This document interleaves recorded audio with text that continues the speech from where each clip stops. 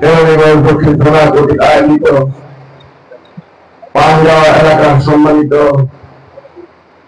বিশেষ করে কেরানীগঞ্জের কৃতি সন্তান আমাদের প্রিয় ভাই ব্যারিস্টার ওয়াহিদ মাহবুবুর রহমান মাহবুব ভাইয়ের একান্ত উদ্যোগে সম্মানিত এই অঞ্চলের মুরব্বীদের ব্যবস্থাপনা জামাত ইসলামী পানগাঁও এই অঞ্চলের উদ্যোগে আছে এই সাধারণ সভার সম্মানিত সভাপতি বাংলাদেশ জামাত ইসলামী জেলা মজলিসের অন্যতম সদস্য দক্ষিণ কেন্দ্রের সম্মানিত আমি প্রিয় ভাই হাজি মোহাম্মদ ইলিয়াস আমাদের সামনে বিশেষ অতিথি হিসেবে এতক্ষণ যিনি বক্তব্য রাখলেন আমাদের প্রিয় ভাই ব্যারিস্টার মাহবুবুর রহমান মাহবুব মঞ্চে উপবিষ্ট এই অঞ্চলের সম্মানিত গুরুজন বাংলাদেশ জামাত ইসলামী বিভিন্ন পর্যায়ে দায়িত্বশীল আজকে এই সাধারণ সভার আমাদের প্রধান আকর্ষণ প্রধান অতিথি বাংলাদেশ জামাত ইসলামীর কেন্দ্রীয় পরিষদের অন্যতম সদস্য ঢাকা জেলার সম্মানিত আমির সংগ্রামী নেতা আমাদের অভিভাবক প্রিয় ভাই মাওলানা দেওয়ার সাহেব সামনে উপস্থিত দূর দূরান্ত থেকে আগত আমার সম্মানিত ভাইরা পর্দার আমাদের মা ও বোনেরা মঞ্চে উপস্থিত সম্মানিত দিনী ভাইরা আসসালামু আলাইকুম ওয়া রাহমাতুল্লাহি ওয়া বারাকাতুহু। আল্লাহ অনেক বড় দয়া এবং মেহেরবানির কারণে আজকে আমরা এখানে দুইটি কথা বলার সুযোগ পেয়েছি, কেউ শোনার আমরা সুযোগ পেয়েছি। আগস্ট মাসে যদি ছাত্র জনতার বিপ্লবের মাধ্যমে দেশের সরকার বাংলাদেশ থেকে পালিয়ে ভারতে গিয়ে আশ্রয় নির্মাণিত, তাহলে হয়তো আজকে আমাদের কোনো কথা বলার সুযোগ আমাদের থাকতো না। প্রিয় ভাইরা, এই সুযোগ আমরা পেয়েছি, সেই সুযোগ আমাদের চেষ্টার মাধ্যমে আমরা পাইনি।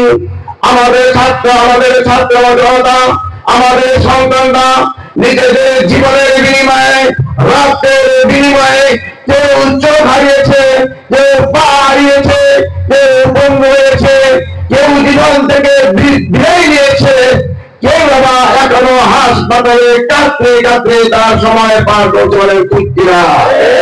আমাদের সন্তানরা যে ত্যাগ স্বীকার করলো, চোখা হারা পা হারাইল, তারা কি তাদের নিজেদের স্বার্থে করেছিল?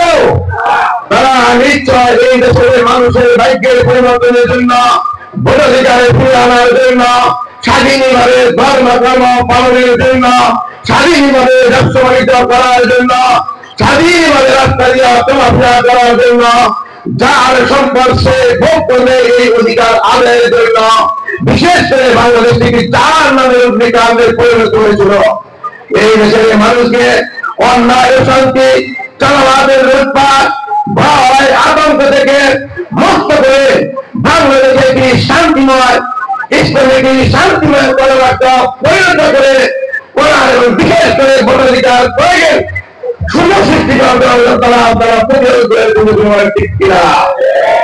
আজ আমাদের শান্তিতে থাকছি, সেটা হলো সমাজের ছাত্র জনতার রক্তের বিনিময়ে শান্তি পেয়েছি। বলে ঠিক কিনা? যাদের যে শান্তির জন্য আমাদের সন্তান রক্ত দিল, জীবন দিল, আজকে যদি বাংলাদেশে পূর্ণ শান্তি সৃষ্টি হয়, ইত্যাদি বলে যদি বাংলাদেশে শান্তি কায়েম না হয়, তাহলে কি তাদের রক্তের সাথে কি বেঈমানি হবে না? কি হবে কি বলে? তাদের সাথে গাদ্দারি করা হবে না?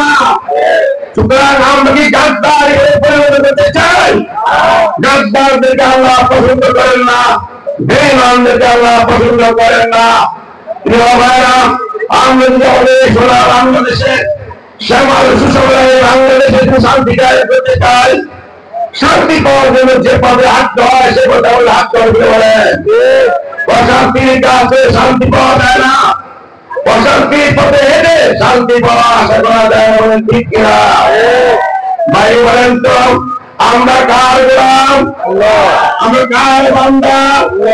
এই পৃথিবী কার? আকাশ জমিন গোলাম কার? আলো বাতাস কার? যে আল্লাহ আমাদেরকে সৃষ্টি করেছেন, সেই আল্লাহকে আমাদেরকে দুনিয়া ছেড়ে দিয়েই কিন্তু কি উদা হয়ে গেছেন? যে আল্লাহ আমাদের সৃষ্টি করেছেন, দুনিয়া আমরা কিভাবে জীবন যাপন করবো, সুখে থাকবো, মরার পরে জান্নাতে ছিলাম, আমরা জান্নাতে যেতে পারবো। তিনি কি এই ধরনের নিয়ম কানুন আমাদের বাদ দিয়ে দেন নাই?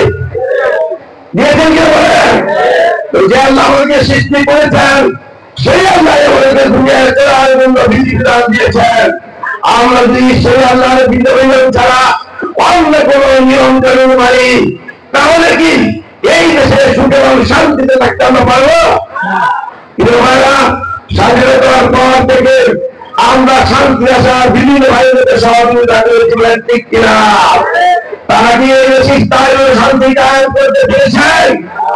আমরা কি এই দেশে স্থায়ী শান্তি কায়েম করতে আমরা কি চাই? যদি আমরা চাই, তাহলে আল্লাহর বিধান আমাদের চলার জন্য নিয়েছে আল কোরআন। এই কোরআনকে আমাদের ব্যক্তি জীবনে মানতে হবে, ঠিক কিনা? পারিবারিক জীবনে মানতে হবে, ঠিক কিনা? সামাজিক ভাবে মানতে হবে, ঠিক কিনা? ব্যবসা বাণিজ্যে মানতে হবে, ঠিক কিনা? বিচার ব্যবস্থায় মানতে হবে, ঠিক কিনা? আমাদের রাষ্ট্রকে কোরআন অনুযায়ী চালানোর ব্যবস্থা করতে হবে, ঠিক কিনা? তাহলেই শান্তি আসবে, অন্যথায় শান্তি আশা করা যায় না। তা আমরা কি স্থায়ীভাবে শান্তি চাই, দুনিয়ার সুখের শান্তিতে থাকতে চাই, কোরআনের বিধান ছাড়া কি অন্য কোনো বিধি সম্ভব? যদি সম্ভব না হয়, তাহলে আগামী দিনে এই দেশটা তো আল্লাহর কোরআন অনুযায়ী পরিচালিত হয়, এইটাকে আমরা চাই? আমরা কি চাই? যদি চাই, তাহলে কি চাইলে কি কোনো কাজ হয়ে যাবেন? যদি কোনো কাজ যদি আমরা চাই, ওই চাওয়ার সাথে সাথে প্রয়োজনীয় পদক্ষেপ না নেই, তাহলে আমাদের চাহিদা পূরণ হয় না, ঠিক কিনা? আল্লাহ নিজেই বলছেন, আল্লাহ মালিক কওমে হাতে মালিক আনফুসিহি, কোন তাদের নিজেদের ভাগ্যের পরিবর্তন চেষ্টা না করে আল্লাহ ওই ভাগ্যের পরিবর্তন করে দেন না। আমরা কি শুধু শান্তি চেয়েই আমরা কি করলাম? চেয়ে কেন বসে থাকবো? শান্তি পাওয়ার জন্য যা করবে সব কিছু ঠিক করে আমরা কি এসে করে শাসনকে আগে বাইর করলে স্থায়ীভাবে শান্তি কায়েমের জন্য যার যা আছে, বুদ্ধি, ক্ষমতা, টাকা পয়সা সব কিছু নিয়ে কি আমরা আগামী শাসন কায়েমের চেষ্টা করে দিয়েছি কিনা? এই প্রচেষ্টায় শুধু জামাত ইসলামী আমরা যে এখানে আছি তাদের কাজটাই সম্ভব হবে? এই দেশের আরব হিন্দুদের তো খ্রিস্টান অন্যান্য যত দল আছে সবাইকে নিয়ে এই দেশে কি শান্তিময় সমাজ কায়েমের চেষ্টা করতে হবে। সকলে দিয়ে আমরা একমত হয়ে যাই, ঘরে ঘরে নিরাপত্তাও করে দিতে পারি, মানুষগুলোকে যে সংগঠিত করতে পারি, তার আমি শুরুটা তেমনি হলে সত্য এই দেশে ইনশাআল্লাহ কোরআনের শাসন কায়েম হবে, তেমনি হলে সত্য। এই প্রচেষ্টায় যার যা আছে তাই কি আপনার সহমতে রাজি আছেন? রাজি আছেন?